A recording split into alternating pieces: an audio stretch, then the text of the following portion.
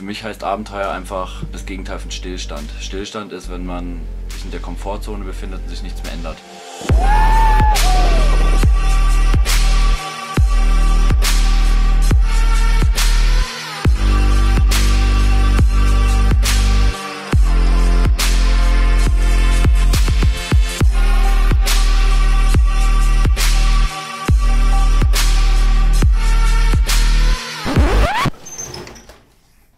So, genug Bilder geschaut. Jetzt geht's zur Sache. Die richtig schönen Bilder gibt es sowieso erst zu sehen, wenn das Projekt erfolgreich war. Ich bin Hansen und ich bin Paul. Zusammen sind wir Höppner und Höppner, die Abenteuerzwillinge.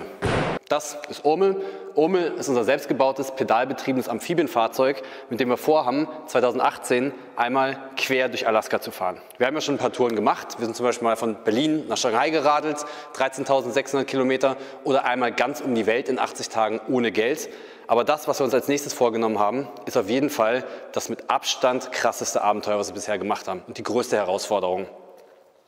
Wir wollen einmal von ganz im Süden von Alaska bis ganz in den Norden, 4.000 Kilometer von den Aleuten bis nach Prudhoe Bay.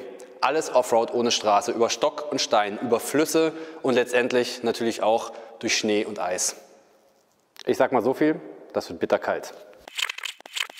Und dafür brauchen wir natürlich Urmel. Und für Urmel brauchen wir eure Hilfe, weil, um ehrlich zu sein, Urmel existiert bisher nur als 3D-Modell. Das stimmt nicht ganz.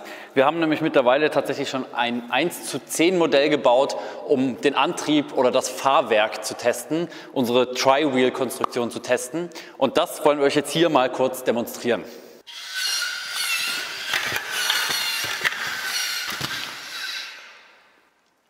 Ja, stimmt schon, das scheint ziemlich verrückt zu sein, aber wir werden es trotzdem versuchen.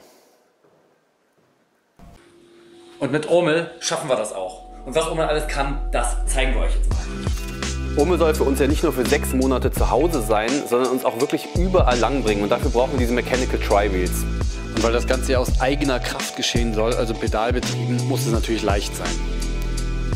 Da kann man zusätzlich noch eine Art Netzkette drumherum spannen, dann kann man auch auf weichen Untergründen wie Schnee oder Schlamm fahren. Hier oben gibt es einen Drohnenlandeplatz und hier unten sieht man den Rumpf. Auch von vorne nochmal. Der Rumpf ist im Grunde genommen das, was natürlich Urmel im Wasser auch über Wasser hält. Soll ja ein Amphibienfahrzeug sein.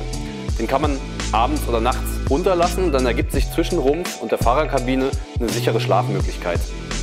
Den Rumpf kann man natürlich auch komplett abmachen und getrennt als Boot verwenden. Wenn man den komplett abmacht, sieht Urmel so aus. Hier hat man dann eine extreme Bodenfreiheit, natürlich kein Gepäck mehr dabei, was es einem zum Beispiel ermöglicht, Erkundungstouren zu machen.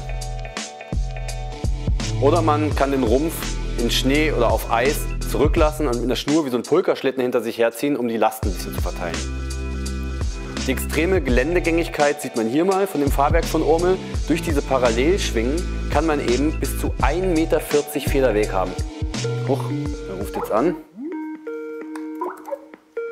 Hey, du, sag mal abgesehen vom Abenteuer, warum machen wir das eigentlich? Klar machen wir es auch wegen dem Abenteuer. Aber auch wir sind natürlich nicht unberührt von dem, was auf dieser Welt so abgeht. Im Gegenteil, man könnte sagen, so manches kotzt uns regelrecht an. Und deswegen wollen wir unsere Projekte auch als eine Art Plattform nutzen, um auf spannende und unterhaltsame Weise auf Missstände aufmerksam zu machen. Besonders die Arktis und Alaska sind vom fortschreitenden Klimawandel bedroht. Und das geht uns alle an. Wegschauen ist definitiv keine Lösung.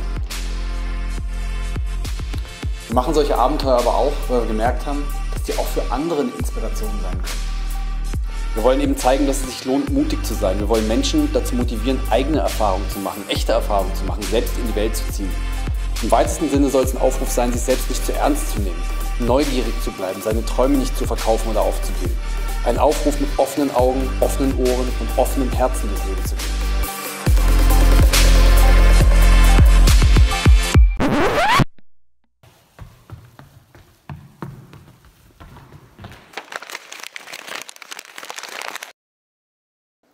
Wenn alles so einfach wäre. Aber wenn unser Projekt wirklich abheben soll, brauchen wir ein bisschen mehr als Fantasie und optische Tricks. Wenn wir wirklich Erfolg haben wollen damit und nächstes Jahr auf den Aleuten stehen wollen, zusammen mit Urmel und gemeinsam starten, dann brauchen wir echte, handfeste Unterstützung von euch. Dafür gibt es viele kleine Dankeschöns. Und natürlich auch große.